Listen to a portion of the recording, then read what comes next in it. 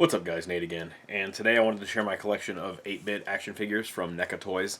NECA Toys has a pretty wide range of licenses right now, mostly like 80s action movies and stuff like that, and they've been adapting their molds with different paint jobs to reflect their NES appearances from that same era, and they're making the box art and everything look like the NES boxes, and they've got quite a few out, so I'm going to show my collection of the ones that I have and talk about the ones that I don't have, and a couple that are coming up in the future. Up first, we have the Nightmare on Elm Street Freddy Krueger figure. As you can see, the NES box art on the right is very similar. Well, I guess I should say the box art of the figure is very similar to the NES game. They obviously had to take off the LJN logo because of licensing things, and some of the other emblems on there are exclusive to LJN games. But yeah, very similar in style, and on the back you can see it's very similar as well. They just changed the screenshots, obviously, from the game to close-ups of the features of the figure, and that'll be a running theme through all the figures I'm going to show you. So I'll briefly show the front and the back, but really the highlights are going to be on the inside of the box itself. Inside we have a nice window box view of the figure. The left panel has some screenshots and like quotes from the game, and behind the figure itself there's like a little pixelated backdrop from the game, as well as the top. You can see there's like a HUD and the awful colored Freddy figure, which is pretty accurate to the game itself. But yeah, pretty awesome. This was the first one I picked up, and kind of spiraled out of control from there. And up next we have RoboCop. Again, the box is very similar to the NES game. I think even more so than the other one. They only had to remove the Nintendo logo and the Ocean logo from it, but otherwise it's pretty much identical. And like back of the box is very similar as well. And when you open the box up, you can see a view from the inside. The figure's very simply painted like the NES game. Screenshot on the left side, and behind him there's some pixelated bricks, and I can't really tell, maybe some garbage. But yeah, not my favorite of the bunch, but still pretty cool. Up next is the Gremlins 2 figure. Again, very similar boxes. And then the figure inside. I kind of wish they'd done a Gizmo figure. I understand why they did this one. It's a little more... Well, actually, I don't understand why they made this one. Because the Gizmo would have been more iconic, I think. And, he's the main character of the game, so why wouldn't you use him? But, I don't know. It's still pretty cool. Maybe they'll do another one. Who knows? Up next, we have Predator. And the back. And then the Predator figure itself is very cool. I love the paint job on him. Very much like the Batman I'm about to show you in color scheme. And I'm a really big fan of the Predator figure, actually, quite a bit. Up next we have Batman.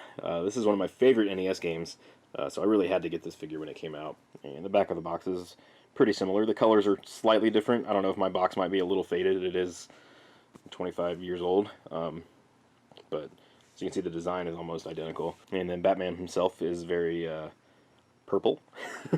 The classic Batman colors, purple and teal.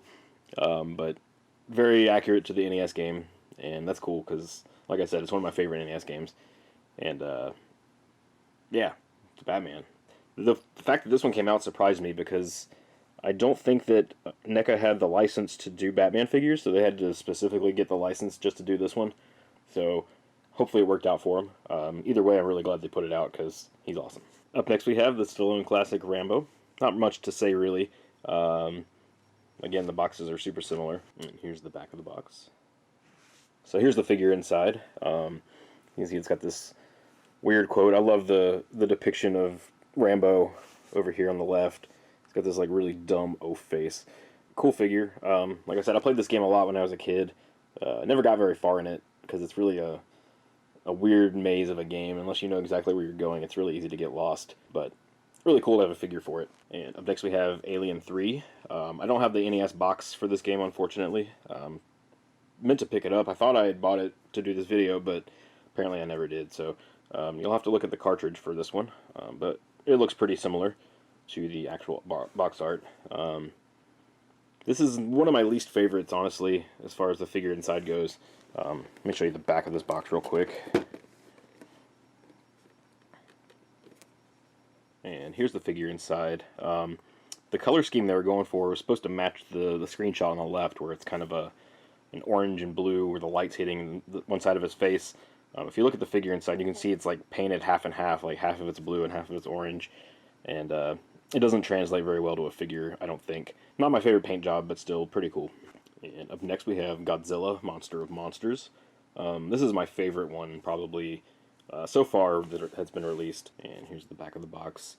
I forgot to mention earlier, you can kind of see around the edges of the figure box, it's kind of got a little bit of fake wear to it, so it kind of looks like the old games.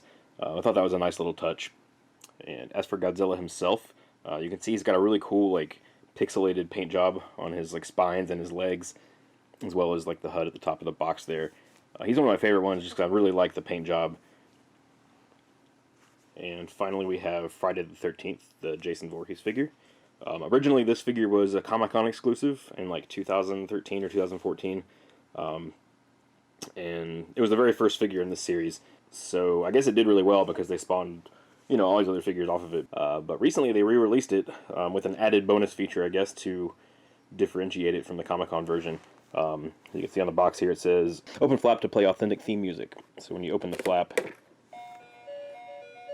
it plays music from the game,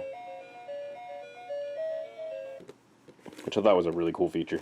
Unfortunately, you're going to hear that the whole time I'm talking about the figure inside because there's no way to shut it off. And here's the back of the box.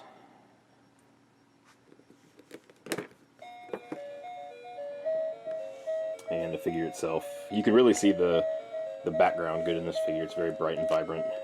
The classic "You and Your Friends Are Dead" game over screen on the left. Probably my second or third favorite of these. Very simple paint job, and it's really awesome to have. So that is all of the figures that I have in my collection.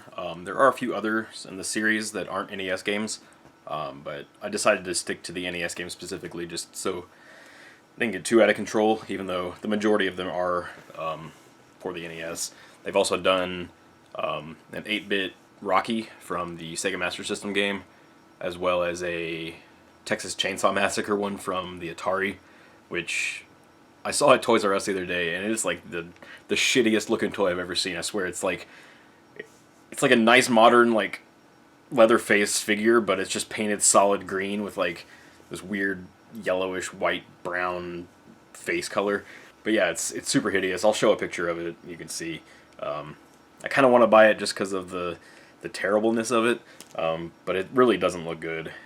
Later on this year, NECA has a set of Contra figures coming out.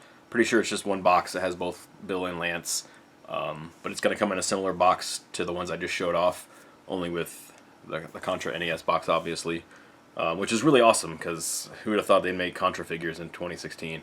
But I'm hoping that does well and they can branch out to do a few other old classic game characters. I'd love to see some Castlevania characters, Adventure Island, Bomberman. There's a ton, but as far as the ones that NECA could do, I think Castlevania would be a really good choice.